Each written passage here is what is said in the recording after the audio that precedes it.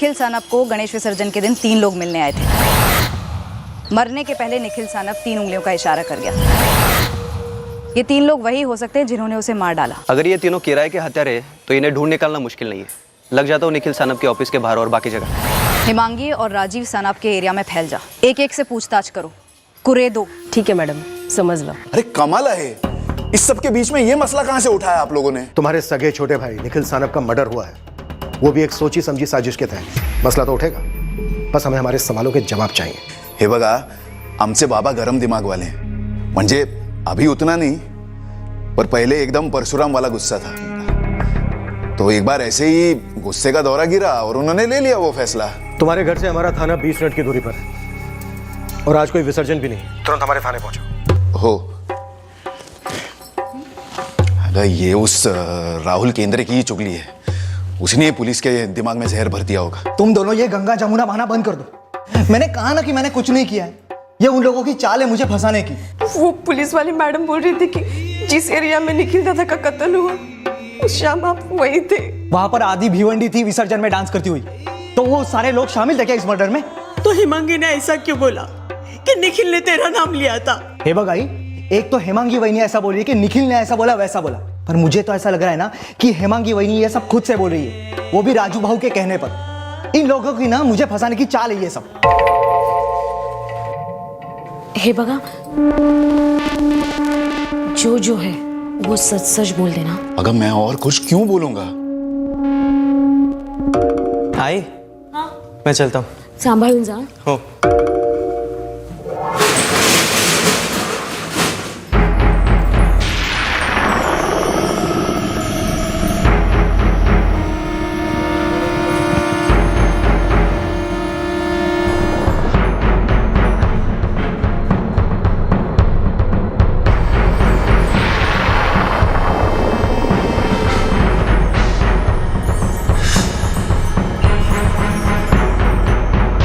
वहां तो चाय दे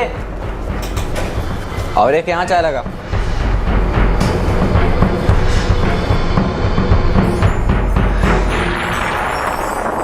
निखिल ने क्या कहा, उसने कितनी उंगलियां दिखाई, ये मुझे कैसे पता होगा? सर मैं तो वहां पर था भी नहीं, मैं अपने घर पर था। तुम अपने बाबा के साथ उनके घर में क्यों नहीं रहते? मुद्दे पर सीधे आइए ना। मुझे मेरे बाबा के जमीन जायदाद का एक तिनका क्यों नहीं मिला, यही सवाल करना है ना आपको। हमारा असली सवाल ये है राजीव सानप कि निखिल को किसने मारा और क्यों। सारे सवाल इसी एक जवाब की तलाश में। तुम्हें सानप परिवार के ना घर में जगह मिली और ना ही पुश्तैनी जायदाद दी, क्यों?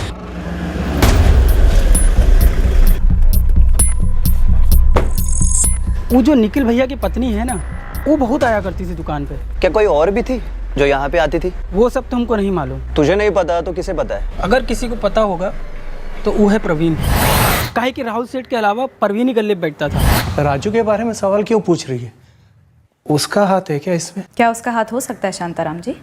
वैसे आपने अपनी जायदाद में से उसे कुछ भी नहीं दिया है, ना गाँव में ना यहाँ, और निखिल को सब कुछ मिला। राजू भाऊ है ना, वो शांताराम जी के बड़े बेटे, मजबूत पीता था, एकदम शराबी। हमारा वॉचमैन है ना, वो बोल रहा था कि हर रात को उसको गेट से फ्लैट तक कंधा देना पड़ता है। तो तुम्हारे बाबा की दुश्मनी शराब से थी। उन्हें डर था कि तुम पूरी जायदाद को शराब की बोतल में उतार दोगे। ओहो, पर शराब का नशा तो छुड़ाया भी जा सकता था। प्रॉपर्टी तुम्हारी बीवी, तुम्हारे बच्चों के नाम पर की जा सकती थी। हाँ, पर उन्होंने ऐसा किया नहीं। तुम लड़े नहीं निखिल से? लड़ा ना, निखिल से, आई से, बाबा से, पर सर किसी ने मेरी एक नहीं सुनी। वो हमारे सुनता कहाँ था, शराब उसे पी गई थी। तो मेरा बेटा निखिल उम्र में उससे छोटा था, लेकिन कितने मेहनत से उसने अपना बिजनेस शुरू किया था। निखिल ने सिर्फ बिजनेस आगे नहीं बढ़ाया था, बल्कि हम बूढ़े माँ बाप और इस घर को संभाला था। राजू वो खुद को नहीं संभाल पाता था। आई, तुझे लगता है बाबा जो कर रहे हैं वो ठीक है? और तू जो अपनी जिंदगी के साथ कर रहा है ते बरोबर है? अरे मत, चांस दो मुझे। क्यों बाबा, सेकंड चांस द्या मला। मैं निराश नहीं करूंगा किसी को, आई शपथ। चांस स्कूल के बच्चों को दिया जाता है और तेरा खुद का बच्चा 11वीं में पढ़ रहा है। 11 साल से तू सुधरने की बात कर रहा है। ना तू सुधरेगा ना तू शराब छोड़ेगा। वो आई, शराब छोड़ दूंगा मैं, संभालूंगा मैं अपने आप को। तेरे से खुद की नौकरी संभलती नहीं है, तेरा घर हम संभालते हैं। तेरे घर का EMI निखिल भरता है। पता है मुझे, हर बार बताने की जरूरत नहीं है। और मैं उसका हिसाब चुकता कर दूंगा अपने हिस्से से। मुझे मेरा हिस्सा दे दो, मेरा भी हक है उस जमीन पर। बाबा बस, बगैर जिम्मेदारी निभाए हक की बात करता है। ये कोई पुश्तैनी जमीन नहीं है, मैंने खड़ी की है और मेरी मर्जी उसको दूंगा, किसी को भी। दे दो अपने लाडले को। निखिल निखिल निखिल, उसी से प्यार किया ना आई जिंदगी भर, मैं तो कुछ भी नहीं। अरे आमच्यासाठी तुम दोनों बराबर हो। हे वृंदा, तुझ्यासाठी असतील दोन्ही बराबर, मेरे लिए नहीं। बग बग, निखिल के रगों में हमारा खून तोड़ रहा है और इसके रगों में शराब। एक जिम्मेदारी निभाता है और दूसरा जिम्मेदारी डुबाता है। निखिल निखिल निखिल, पक गया था मैं उसके नाम का और उसकी अच्छाइयों का भजन सुन सुनकर, लेकिन वो मेरे साथ अच्छा नहीं था। उसने भी मेरे साथ नाइंसाफी की। दादा, मैंने बाबा को थोड़ी ना बोला ये फैसला करने के लिए। पर तू फैसला बदलने के लिए तो बोल सकता है ना। क्या है, ज्यादती हो रही है मेरे साथ? सबसे ज्यादा ज्यादती आप खुद कर रहे हैं अपने साथ। ए, तू ये लेक्चर वेक्चर मत दे। हाँ, कर लगा, मुद्दे पे आ। तू बाबा के साथ मेरे लिए बात करने वाला है कि नहीं? मैंने आज तक बाबा से उनकी जायदाद के बारे में कोई बात नहीं की है। हाँ, उन्होंने मुझे अपने साथ रहने को कहा तो मैं रह रहा हूँ, लेकिन मैंने अपना पूरा बिजनेस अपने बलबूते पर खड़ा किया है। तू बाबा के साथ मेरे लिए बात करेगा कि नहीं ये बता। उनकी जमीन है, उनका हक है, जिसको चाहे देंगे। मतलब तू मेरे लिए बात नहीं करेगा? बाबा मुझसे कह रहे हैं आपसे बात करने के लिए। प्रतिभा वैनी रोज फोन करके आई के सामने रोती है आपकी शराब की लत को लेकर। अरे प्रतीक का तो सोचिए दादा, बच्चा है लेकिन सब देख रहा है, समझ रहा है, उस पर क्या प्रभाव पड़ रहा होगा आपने कभी सोचा है? वाह वाह वाह वाह वाह वाह, तू संत के रूप में सांप है। मेरा साइड लेने के बजाय तू चुपचाप उनकी नजरों में मुझे बुरा बनाते जा रहा है, ताकि बाबा अपना फैसला कभी नहीं बदले। आप बदल जाइए, शायद फैसला भी बदल जाए। मैं बदल गया, मैंने दारू छोड़ दी। 2 साल हो गए, एक बूंद नहीं। लेकिन तुम्हारे बाबा का फैसला नहीं बदला, रत्ती भर भी नहीं। निखिल को मैंने मरवाया, ऐसा कहना चाह रहे हैं आप? गुस्से के मारे, जलन के कारण? कोई और कारण है?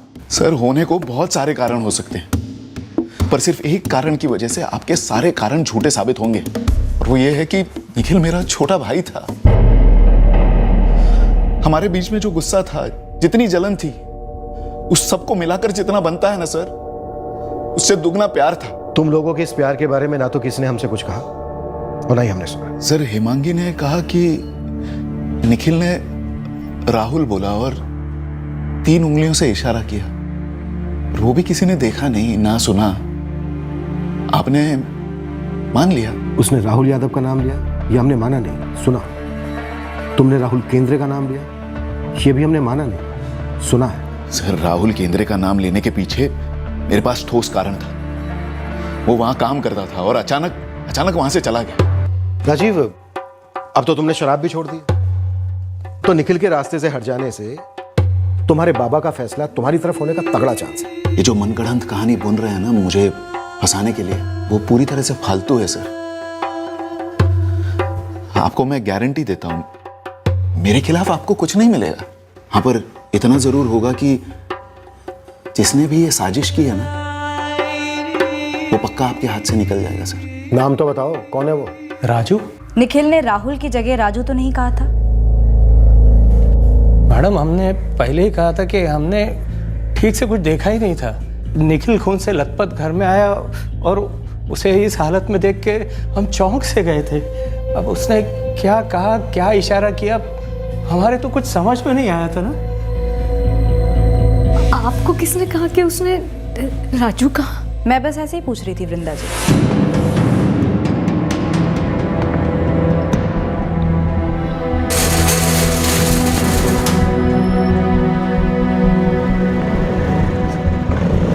सर, ये हेमांगी सानप राजीव सानप के छोटे भाई की पत्नी है। दोनों एक ही परिवार के हैं और दोनों के बीच रेगुलर से ही कॉल्स हुए हैं। इनके बाकी के फोन कॉल्स कुछ मिला उसमें? बाकी दोनों के कॉल रिकॉर्ड्स में कान खड़े कर देने वाली कोई बात दिख नहीं रही है। सारे कॉल्स काम से ही रिलेटेड है। सर, खबरी फील्ड पर हैं, पर उन 3 लोगों के बारे में कोई डिटेल्स नहीं मिली हैं जो उस दोपहर को निखिल से मिले थे।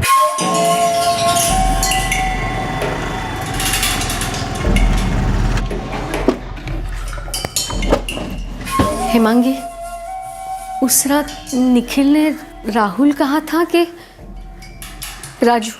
आई, ये सब आपसे किसने कहा? बोला ना। मुझे एक बात खाए जा रही है। क्या? निखिल भाऊ इतनी बुरी तरह से घायल हुए थे, बहुत खून बह गया था, वो बेहोश भी हो गए थे। पर हेमांगी वो बैग और लैपटॉप के पीछे भागी, कुछ समझ में नहीं आ रहा है। ये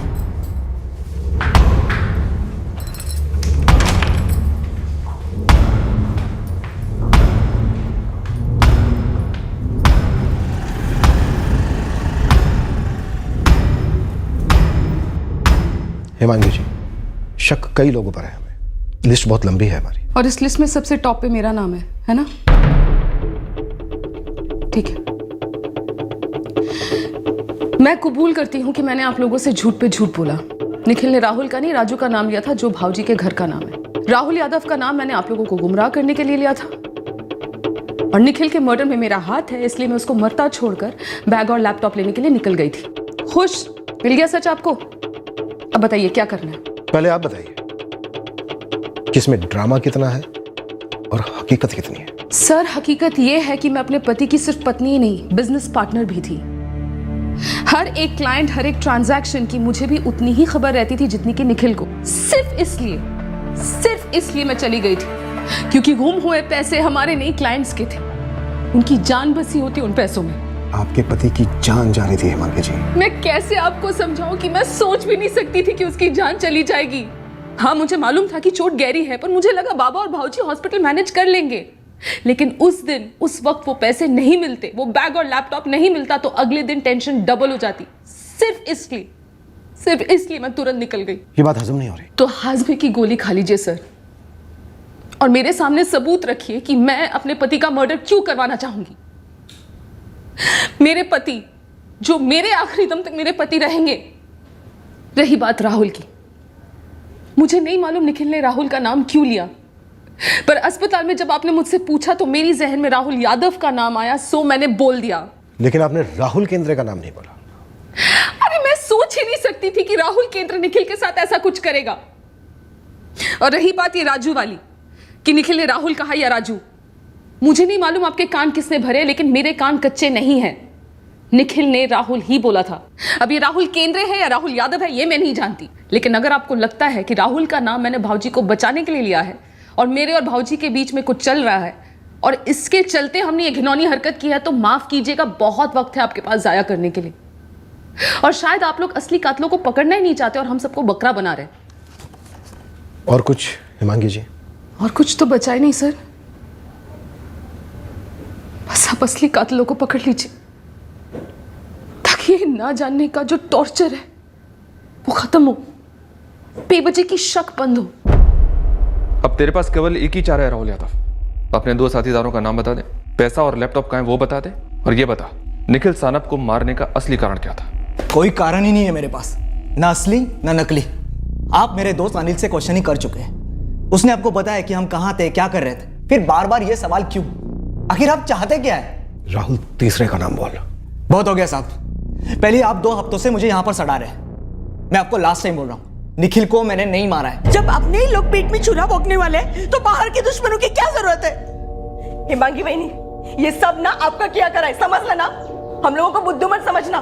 सबको ये बात पता है कि निखिल दादा को आपने मरवा कर मेरे पति को फंसाने का प्लान किया है। मधु, ये क्या बोल रही है तू?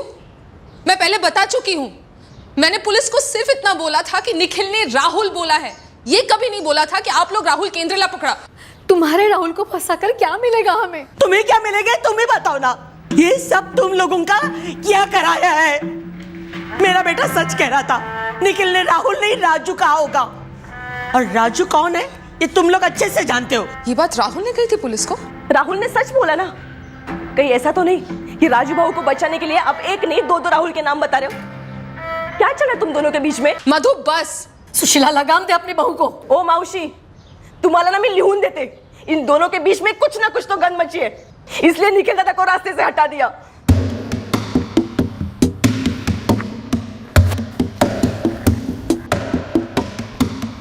सर, हेमांगी ने निखिल से कंफर्म तो किया था कि वो इसी रूट से घर जाएगा या नहीं, और हमलावर घात लगाकर बैठे थे। अभी के लिए हम हमारे सारे एंगल एक साइड करते हैं।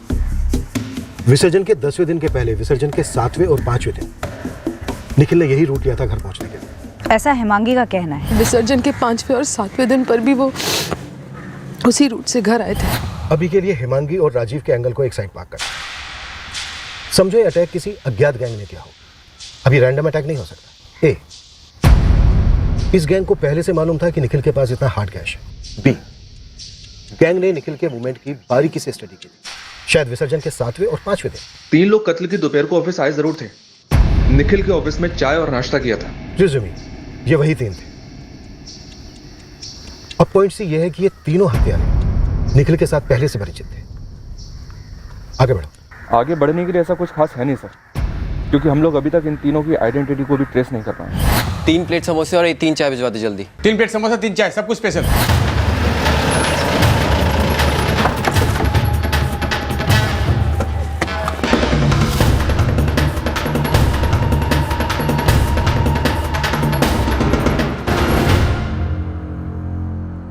निखिल के रूट की स्टडी की शुरुआत यहीं से की गई होगी। शाम के इसी वक्त उसका क्लोजिंग टाइम होता था। शायद वो तीनों पहले से मोरी चौक पे मौजूद नहीं होंगे, यहीं से पीछा करते हुए गए होंगे। चलो एक सेकंड के लिए मान लेते हैं कि हिमांगी जो कह रही है सही कह रही है कि निखिल ने राहुल कहा और 3 उंगलियां उठाई।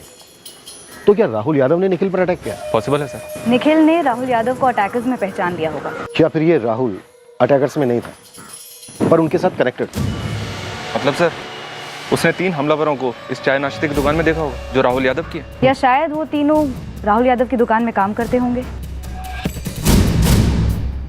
होते हैं ऐसे रेयर केसेस जहां महीनों की इन्वेस्टिगेशन के बाद भी एविडेंस का एक कतरा भी हाथ नहीं लगता। सर ये जो 2+2 करते हुए आपने जो एंगल सोचा था कि 3 लोग राहुल के रेस्टोरेंट में बैठे रहे होंगे, निखिल की मूवमेंट स्टडी की होगी, उसे फॉलो किया होगा, ये एक सेंसिबल एंगल मालूम पड़ता है। 1-2 ट्रायल भी किए होंगे और फिर गणपति विसर्जन के 10वें दिन स्ट्राइक कर दिया। उस दिन शोर भी काफी रहा होगा और इससे अटैकर्स की और हेल्प हुई होगी। अटैकर्स ने पैसे और लैपटॉप छीन लिया था। अब या तो वो पैसों के पीछे थे और लैपटॉप बोनस था, या फिर वो लैपटॉप के पीछे थे और पैसे बोनस थे। उस वक्त तक हम मास्टरमाइंड तक पहुंच नहीं पा रहे थे, इसलिए हम उन हत्यारों के पीछे लग गए जो हमें उस मास्टरमाइंड तक पहुंचा सके। एक फोन का तो इतना मुश्किल से जुगाड़ हुआ है, 2 फोन का औकात कहाँ है साहब? उस शाम निखिल को ऑफिस से जाते देखा था तूने? हाँ देखे थे ना साहब, आपको बताए भी थे। तो फिर तूने उसके पीछे अपने 3 आदमी भेज दिए। हमने किसी को नहीं भेजा निखिल भैया के पीछे, और आप हमसे ऐसा काहे पूछ रहे हैं? प्रवीण के पिछले 1 महीने के एक कॉल को स्कैन करो। जरा सा भी शक हो तो उसे फॉलो करो। किसी से बात करनी पड़े, किसी को उठाना पड़े, सीधे ले आओ मेरे पास। सब छटा हुआ सुपारी वाला होता तो ठोक देता, या फिर तलवारी और रामपुरी से काम कर देता। ये लकड़ी से वार और फिर वो निखिल का बचना। प्रोफेशनल लोग नहीं हो सकते। नौसिखिए हो सकते हैं, या फिर कोई सुपारी वाला भी हो सकता है जिसने ये दिखाने की कोशिश की हो कि ये सुपारी नहीं थी। सब मुझे तो लगता है घर की मुर्गी घर ही पर हलाल की गई।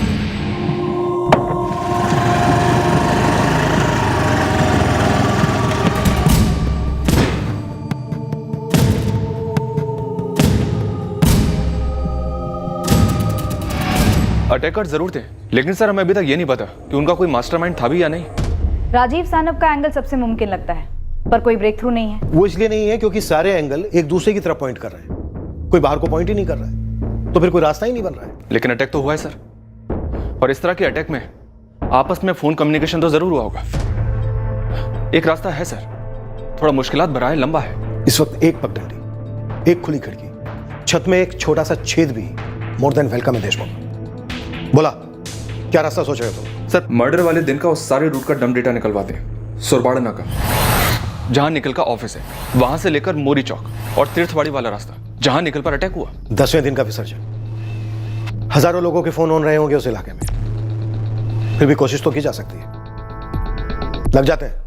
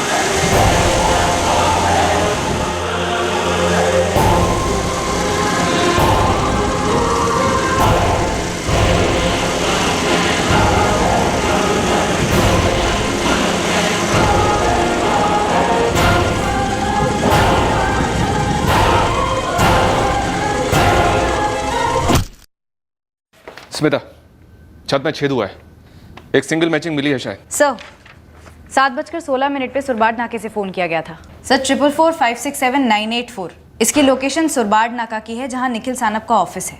444 567 567 984 984। सर 444567984 इसी नंबर से 444989098 पे 7:16 को कॉल किया गया सर, जो कि मोरी चौक में मौजूद था। 444 989098 098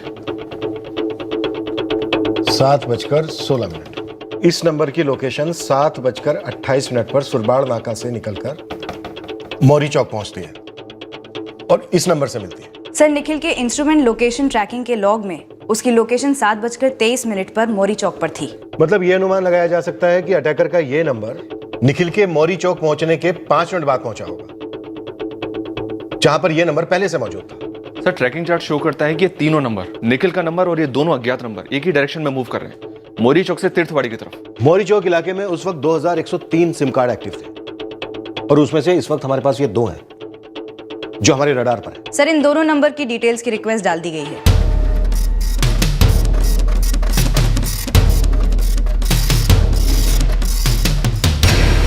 सुरबाड़ नाका पर जो ये नंबर था 444567984 ये किसी अमोल खेड़ेकर के नाम पर है और मोरी चौक पर जो नंबर था 444989098 ये किसी तुषार पालवे के नाम पर है।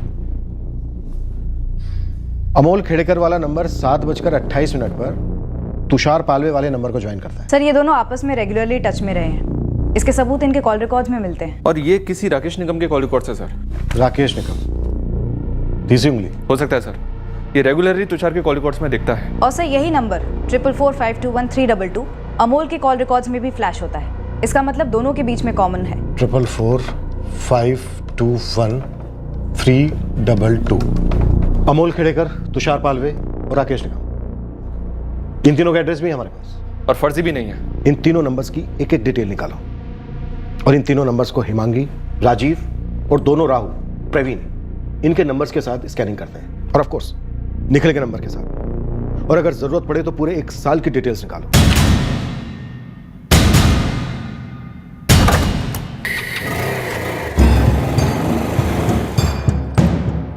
महादेव जी, ये जो फ्लैट है ना आपका, एकदम ड्रीम फ्लैट है, आपको देखते ही पसंद आ जाएगा। आइए।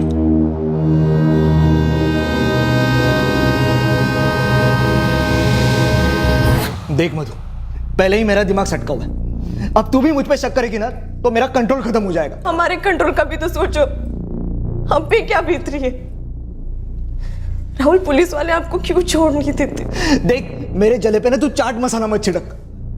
अब यही दिन बाकी रह गया था कि अपने ही घर वाले मुझ पे शक करेंगे।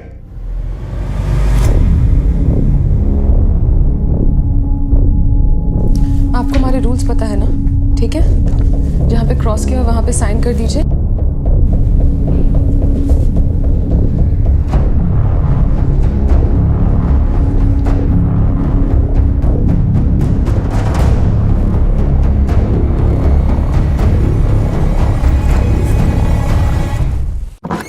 सर हिमांगी, राजीव, राहुल यादव, राहुल केंद्रे या प्रवीण, इनमें से किसी के भी रिकॉर्ड्स में अमोल खेड़ेकर, तुषार पालवे या राकेश निगम, इनमें से किसी के भी साथ कोई कनेक्शन नहीं मिल रहा है। और इन तीनों की बैकग्राउंड रिपोर्ट आनी अभी बाकी है। जी सर। चलो इन तीनों की पूरी डिटेल रिपोर्ट आने देते हैं, फिर देखते हैं निखिल सानप मर्डर केस में इन तीनों का क्या कनेक्शन बनता है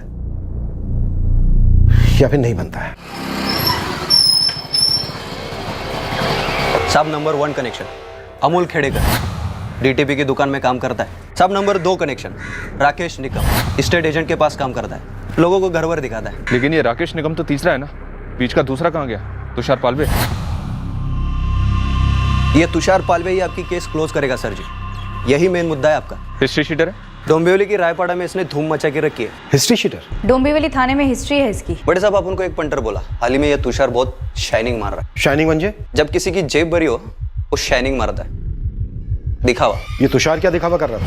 उसके बेटे का नाम सनी है, तो उसने है ना सनी के नाम का स्टिकर बनवाकर अपनी नई बाइक पर चिपका दिया। कब खरीदा उसने ये बाइक? एक 20 दिन हो गए होंगे। 20 दिन पहले, मतलब निखिल पर जब ये हमला हुआ लगभग उसके 1 हफ्ते बाद। साहब ये आपकी तीसरी उंगली राकेश निगम, इसके पास भी नया बाइक आया है, चकाचक बाइक, और वो भी सेम टाइम पे। ये अमोल खेड़ेकर ने भी नया बाइक खरीदा है क्या? नहीं, और ना ही उसके ऊपर कोई एक्स्ट्रा खर्चा सामने आया। लेकिन वो हिस्ट्री वाला है ना, तुषार पालवे। हाँ वही, उसके ऊपर तो बहुत कर्जा था, लेकिन उसने एक ही शॉट में पूरा कर्जा चुकता कर दिया। पूरा? हाँ। क्या प्रॉब्लम क्या है तेरे को? मतलब वो राजेश पालवे के बारे में कुछ ज्यादा ही पूछ रहा है तू, क्या हुआ? नहीं वो आपने उसको लोन दिलवाया था ना, तो मेरे को भी मांगता है लोन तेरे को? हाँ। उसने सोना रखा था, तू क्या रखेगा? क्या है क्या तेरे पास? मिलिंद भाऊ, सोना होना नहीं है मेरे पास, लेकिन अगर ऐसे ही मिल सकता है तो मतलब भरोसे पे। भरोसा रद्दी के भाव में भी नहीं बिकता आजकल। और जिस कंपनी से मैंने तुषार को लोन दिलवाया ना, वो सोने के अलावा कुछ लेते भी नहीं है भाई। सोना दे दो, रोकड़ा लेके जाओ, रोकड़ा लेके आओ, सोना छुड़ा के लेके जाओ। मतलब तुषार ने पूरा पैसा लौटा कर सोना वापस ले लिया? कुछ 15 दिन हुआ होगा, सब पैसा एक फटके में चुकाया, सोना छुड़ा के लेके गया वो। तुषार पालवे, राकेश निकम नई बाइक्स खरीदते हैं। तुषार पालवे इस लूट का हिस्ट्री शीटर, अपना लोन चुकता करता है और अपना सोना छुड़वाता है। और ये सब हुआ निखिल पर अटैक करने के बाद, उससे 5 लाख रुपए लूटने के बाद। निखिल ने भी 3 उंगलियों का इशारा किया था। इन तीनों को उठवाने का करेक्ट टाइम है अभी। साहब, अरे साहब चार्ज तरी सांगा ना साहब। बाइक तबे मेले पाटिल। अरे बाइक अभी क्या किया तूने तुषार? अरे कुछ नहीं किया मैंने, कुछ नहीं होगा साहब। अरे साहब बाइक तो मेरी अपनी है, मैंने खुद खरीदी है रोकड़ा देकर साहब। रोकड़ा आया कहां से तेरे पास? डालो इसे अंदर। अरे साहब मेरी बात तो सुनो साहब। मैडम कुछ तो बोलिए, क्या हुआ? कहाँ ले जा रही है आप? तुझसे अकेले में बात करनी है राकेश निकम। क्या बात है? 5 लाख की। 5 लाख? सब कसले 5 लाख, मेरे पास कुछ भी नहीं है साहब। अरे पूरा 5 नहीं तो कुछ तो आया होगा तेरे पास। चल बैठ अंदर।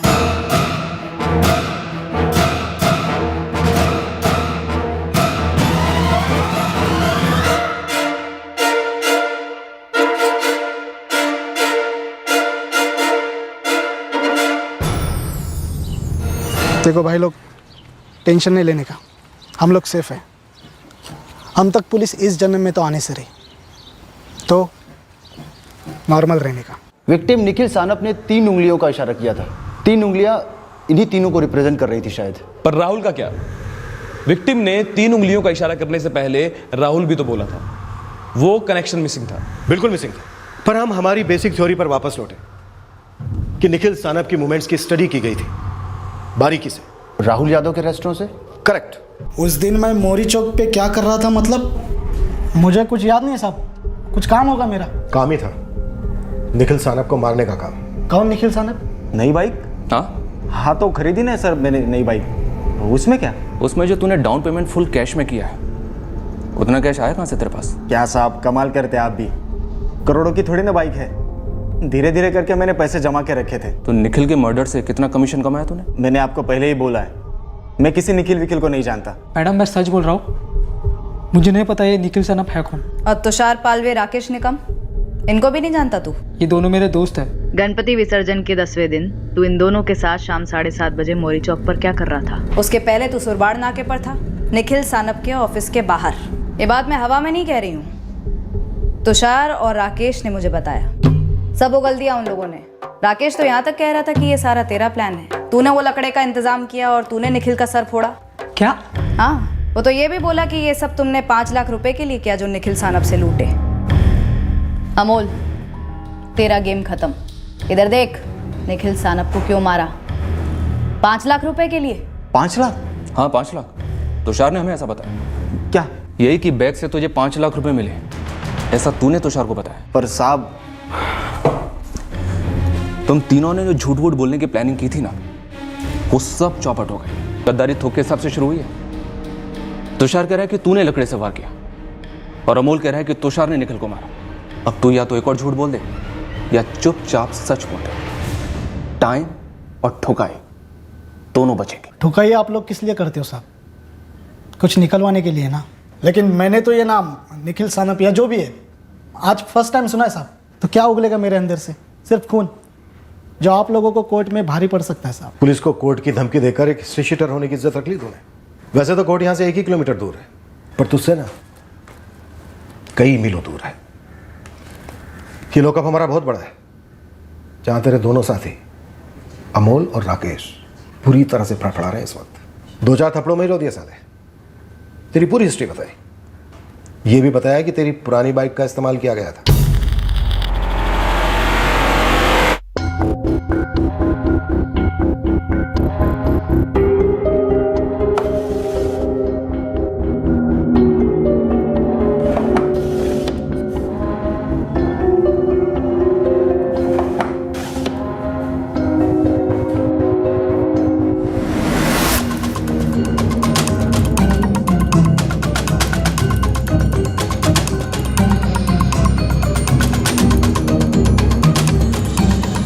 कई बार आते चाय पीने के लिए।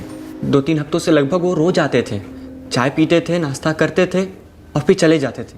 इसीलिए हम उन्हें जानते हैं साहब। देख प्रवीण, दिमाग पर अच्छे से जोर डालकर हमें बता, ये लोग जिस दिन निखिल पर अटैक हुआ उस दिन भी आए थे चाय पीने? हाँ साहब, वो आए थे, वो वहीं बैठे थे साहब, मुझे याद है। अरे राहुल, 3 प्लेट समोसे और 3 चाय भिजवा दे जल्दी, स्पेशल। हाँ 2 मिनट दीजिए बस। है परवीन? हाँ भैया। निखिल भैया का ऑर्डर है, 3 प्लेट समोसा 3 चाय, सब कुछ स्पेशल, जल्दी। हाँ भैया। और सुन, ये पार्सल भेज। रंजीत, 3 नंबर पे पानी दे। अरे सुन, 3 समोसे और 3 चाय मलाई मारकर इसे पार्सल कर दे, ठीक है? और ये बात उस दिन दोपहर के लगभग 3 बजे के आसपास की हो? हाँ साहब, लगभग उतना ही बज रहा था। इसका मतलब सर, निखिल ने राहुल का नाम और 3 उंगलियों का इशारा ऐसी बात की तरफ किया होगा। शायद वो ये कहना चाहता था कि राहुल यादव की रेस्टोरेंट में बैठे थे ये तीनों। या फिर 3 उंगलियों का इशारा 3 बजे के लिए होगा। निखिल ने उन तीनों को पहचान लिया होगा अटैक के टाइम, और ये कहना चाह रहा होगा कि ये तीनों 3 बजे राहुल यादव के रेस्टोरेंट में बैठे थे। 3 प्लेट समोसे और 3 चाय भिजवा दे जल्दी, स्पेशल। हाँ है परवीन, निखिल भैया का ऑर्डर है, 3 प्लेट समोसा 3 चाय, जल्दी स्पेशल, जल्दी जल्दी।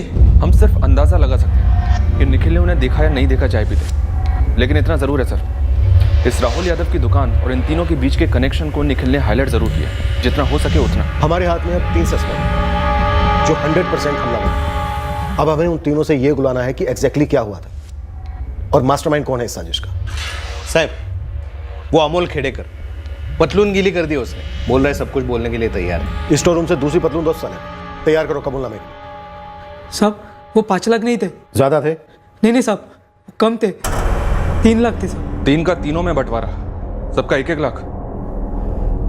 बंटवारा कहाँ किया? अटैक के बाद तुषार पैसों और लैपटॉप की बैग लेके अपने घर चला गया। उसी रात 11 बजे उसने हमें अपने घर बुलाया। ये जितना भी माल है पूरा आपस में बराबर बांट लेते। पैसे तो बाई चांस मिले होंगे, पर मार डालने की असली वजह क्या थी? सुपारी दी थी किसने?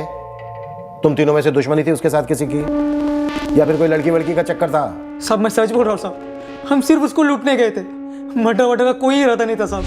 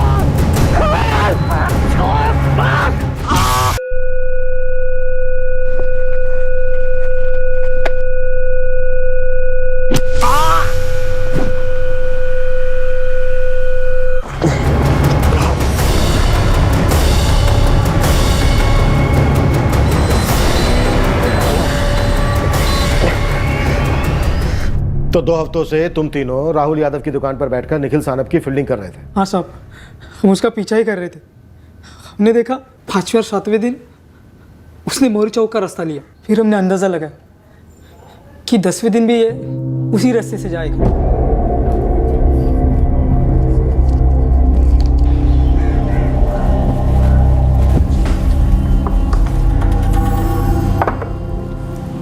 उसके दुकान में 3 लोग हैं, पैसे दे रहे हैं। आज कर डालते हैं, क्या बोलते हैं? आज चक्कर पड़ा में सॉलिड बीड होगा। उसने 5वें और 7वें दिन उसने मोरी चौक का रास्ता पकड़ा था, और शायद आज उसी रास्ते से जाएगा वो। एक काम करते हैं, मैं और राकेश पहले से मोरी चौक पर रेडी रहेंगे। अमल तो यहीं पे रुक, और जैसे ही अपना हीरो दुकान से निकलेगा हम लोगों को फ़ोन देना, फिर तीनों मिलके उसको हल्का कर देते हैं। तगड़ा माल लग जाएगा हाथ।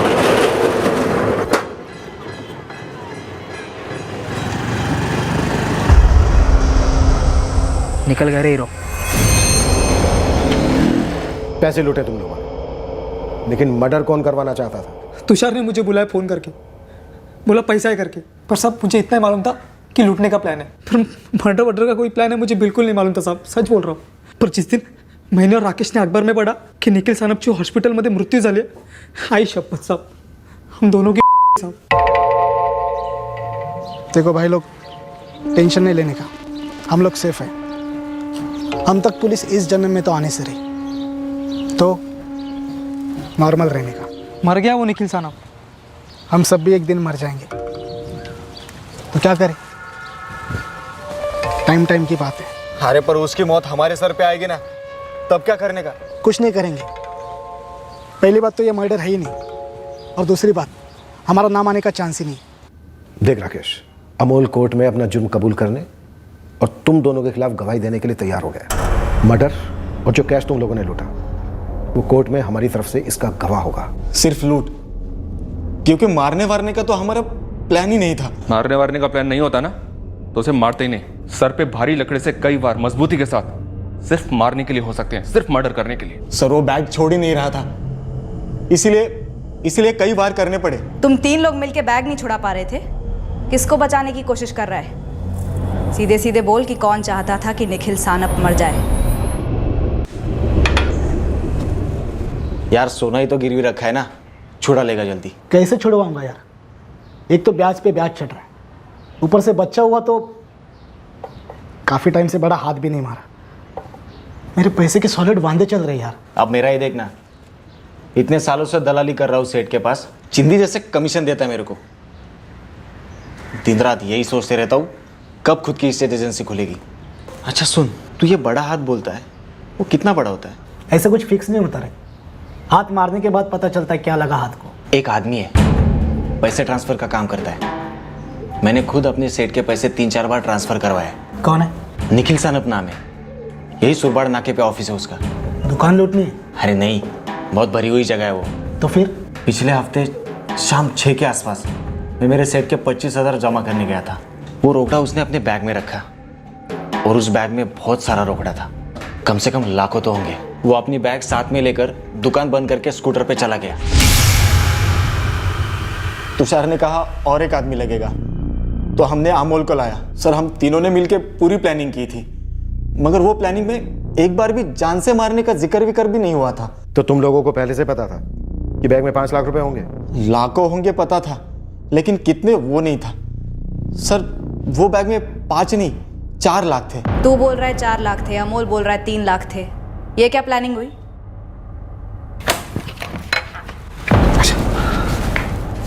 ये अमोल किधर रह गया?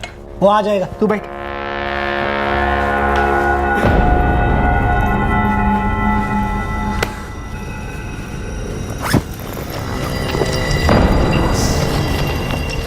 अरे रुक, वो अमोल को तो आने दे। इसमें 4 पेटी है और हम लोग 3। हाँ तो 1,33,333 सब में बटेगा। या 1-1 लाख तीनों में, और तुझ में और मुझ में 50-50 एक्स्ट्रा। पर वो अमोल क्यों मानेगा यार? येड़ा है क्या तू?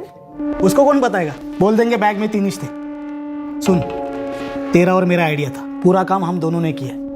उसको 1 दे रहे, वही बहुत बड़ी बात है। तुम लोगों ने सिर्फ लूटने के चक्कर में एक बेकसूर आदमी को जान से मार डाला, और फिर आपस में भी गद्दारी की, लूट के पैसों को लेकर।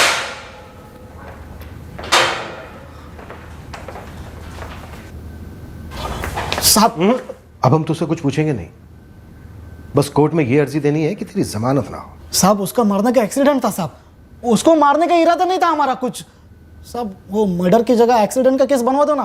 तुझे लॉकअप में कूटा और तू मर गया तो वो भी एक्सीडेंट ही होगा। अच्छा चल एक बात बता, अमोल को उस बैग में 3 लाख दिखे, राकेश को 4 लाख। अब तू हमें ये बता तुषार पालवे, एक्चुअली उस बैग में कितने लाख थे?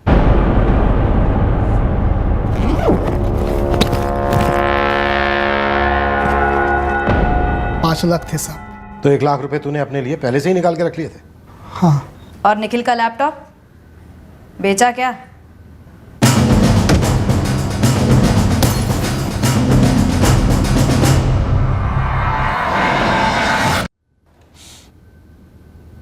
पैसों वाला खाली बैग उन्होंने चला दिया और लैपटॉप तोड़ दिया।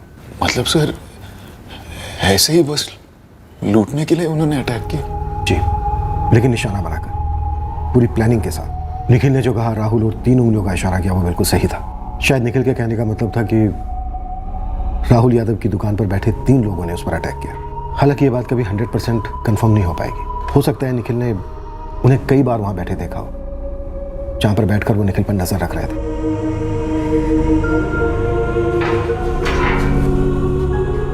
तुम तुम जा सकते हो राहुल। ये मुंह लेकर कहाँ जाऊँ? कहाँ जाकर चुप? सिर्फ राहुल नाम के कारण इतने हफ्ते मुझे अंदर रख दिया। इज्जत का तो पूरा फालूदा हो गया, मोहल्ले में, बिरादरी में, फैक्ट्री में। अब ये सब कौन भर के देगा मुझे? हालात ही कुछ ऐसे थे। राहुल नाम आया था, निखिल के साथ तुम्हारी अनबन थी।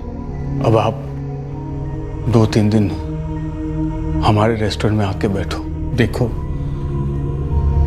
कस्टमर लोग कैसे चीर फाड़ करते हैं हमारा। यहाँ से लेके यूपी में हमारे गांव तक यही बात फैली होगी कि आपके बिना धुआं नहीं होता। जरूर राहुल यादव का इसमें हाथ रहा होगा। हमें खेद है कि 3 असली मुजरिमों तक पहुंचने में 2 निर्दोष लोगों को शक के दायरे में रहते हुए काफी कुछ सहना पड़ा। केस क्रैक करने में 2 मासूम लोगों और उनकी फैमिलीज को काफी तकलीफें सहनी पड़ी। सर, एक सवाल बार बार उठ रहा है। जिस इन्वेस्टिगेशन टेक्निक से आपने ये केस क्रैक किया, वही टेक्निक अगर इन्वेस्टिगेशन की शुरुआत में ही अपनाई गई होती तो क्या इन मासूमों की तकलीफ अवॉइड की जा सकती थी? पर ये अनकनेक्टेड रैंडम से मर्डर्स लूट के लिए या किसी और चीज के लिए हमेशा एक चक्रव्यूह की तरह होते हैं। मिसलीड्स पर मिसलीड्स का सामना करना पड़ता है। होते हैं मिसलीड्स, क्योंकि नेचुरल तौर पर शक सबसे पहले किस पर जाता है? उस पर जिसे विक्टिम की मौत से फायदा हो सके। वो suspect first line of investigation का सब्जेक्ट बन जाता है। और रही बात तुम्हारे सवाल की कि हमने वो लाइन ऑफ इन्वेस्टिगेशन क्यों नहीं अपनाई जिससे केस क्रैक हुआ था, तो उसके जवाब में मैं यही कहूंगा कि कोई भी इन्वेस्टिगेटर ये पहले से तय नहीं कर सकता या सोच सकता कि वो टेक्निक जो यूज कर रहा है वो फेल होगी। इन्वेस्टिगेशन के रास्ते पर जब डेड एंड आता है तब हम रास्ता बदलते हैं। हम ये पहले से गैस नहीं कर सकते कि उस रास्ते पर कोई डेड एंड मिलेगा।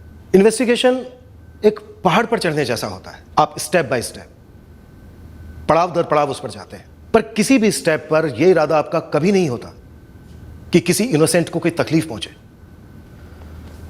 आखिरकार हम मासूमों की सुरक्षा के लिए हैं, पर इंसान है, काम ही कुछ ऐसा है। मिस्टेक्स होती हैं, पर हर वक्त हमें उसका खेद होता है। Always. For more updates, subscribe to our channel, click the show links and enjoy watching the videos.